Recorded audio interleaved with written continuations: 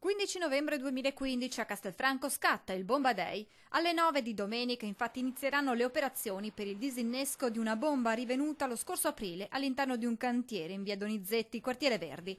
Si tratta di un ordigno bellico inglese sganciato durante un bombardamento della Seconda Guerra Mondiale, con l'obiettivo di colpire lo snodo ferroviario castellano e le industrie lì vicine.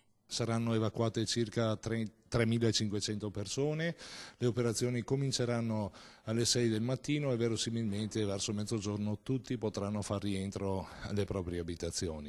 1700 famiglie che in queste settimane sono state informate che verranno evacuate nel raggio di mezzo chilometro. Il raggio di evacuazione è di 550 metri, quindi esclude di fatto la casa di riposo e l'ospedale ed è una cosa molto vantaggiosa perché sarebbe diventato complicato.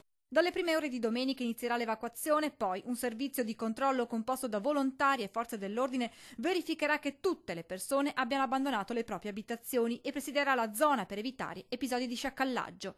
Chi durante le operazioni di disinnesco non avesse un luogo dove stare può rivolgersi al centro di raccolta predisposto dal comune.